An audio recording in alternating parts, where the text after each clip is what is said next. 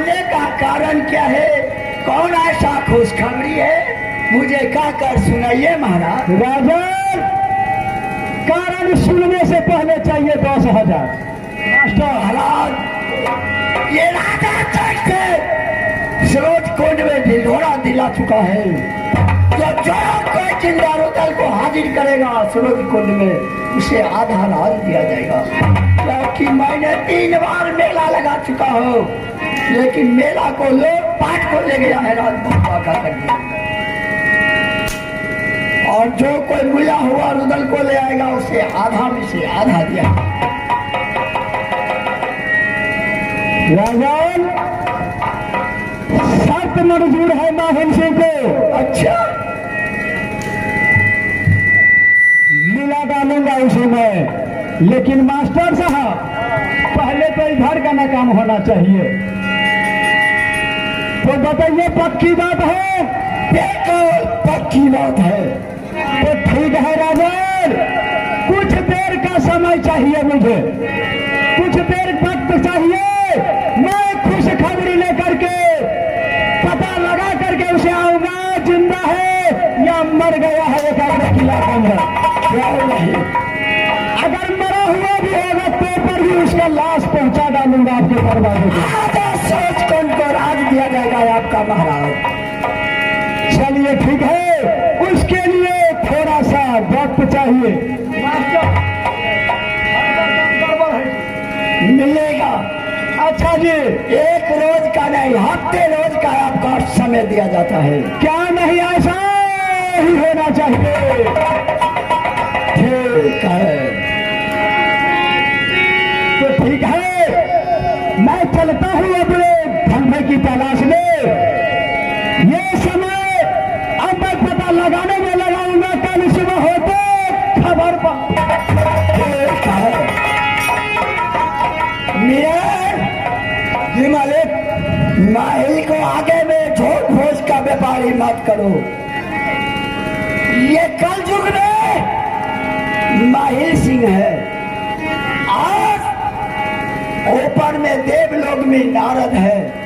अरे मालिक, नहीं चिन्ह लिया मुँह के चलते द्वारा हम क्या न गलिए। ये चट और पट कर डालेगा किसी भी किला में। उसका बाएं दाएं हाथ का खेल है माहिल सिंह का। तो माहिल सिंह का असली रूप से पहचाना नहीं, कई द्वारे ना मजाक कर लेंगे मालिक। माहिल के आगे में सर झुका कर बात करना चाहिए, सर उठा कर नहीं। एक रोज मिला था मुझे माहिल सिंह, और कहा था कि राजगोपे के अंदर में मेरा एक भागिन है, उसका नाम है जंगी रुदाल और अमरपति आला। आज देखो माहिल सिंह का पासा पलट गया है। जो मैं जिंदा रुदाल को हाजिर करूंगा कहा तो सूरज को गिरा दूं। ये तो गठल गया, इसको रिश्ता में है मामा और भागिन का, लेकिन रिश्ता तोड़कर आज माहिल से अपने पेट के लिए सूरज को राजा से शर्त लगाया है। मालिक, तो कोई बात कहे, समय का इंतजार करना पड़ेगा।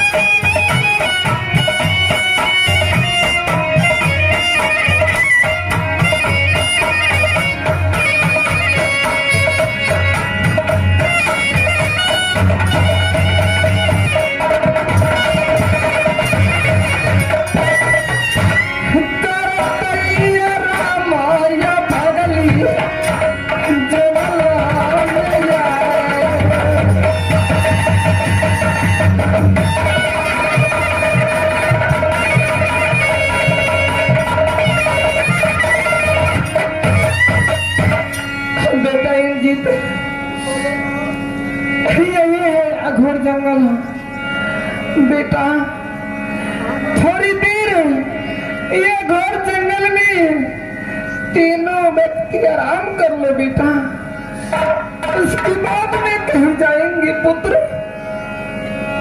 दामा भूखे प्यासे रास्ता ने चलल है माँ। इंद्रजीत ये बात तो सच है बेटा कि जब तीनों व्यक्ति राजमहल से निकल गए तो 1 रुपया भी नहीं दिया दीदी, जो जा रास्ते में कुछ खरीद करके खा लेना। और मैं घोर जंगल में तुम्हें क्या खिलाऊंगी बेटा, बोलो बेटा। माँ कोई उपाय करे माँ, भूख से कलेजा दो टुकड़ी हो रहा है माँ। बेटा चलो तुम बैठो ये चंदन ब्रिज पर, मैं कोई उपाय लगाती हूँ बेटा। स्वामीनाथ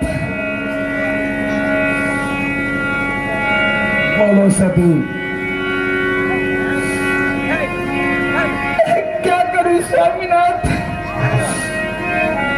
बेटा इंद्रजीत को बहुत जोरों से भूख लगी है। इस घर जगह में तो मैं कुछ नहीं देख रही हूँ, क्या खिलाऊंगी बेटा इंद्रजीत को स्वामीनाथ, प्यास भी लगी है स्वामीनाथ। स्वामीनाथ एक उपाय है, मैं देख रही हूँ कुछ दूर में जाकर के एक बस्ती है, मैं वहां से चलते उस बस्ती पर और भीख दुख मांग करके जो कुछ होगी ले आ करके बेटा इंद्रजीत को आवाज खिलाऊंगी स्वामी।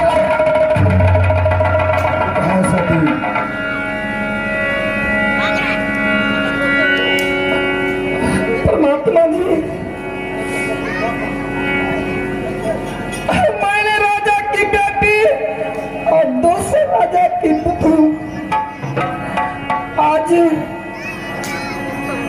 काम ऐसा गुस्सा दिन किया कि संसार में आंचल फैला करके भीख मांग रही हूँ।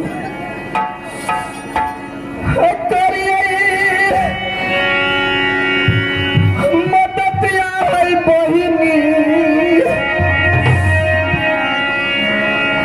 याद है हमारे।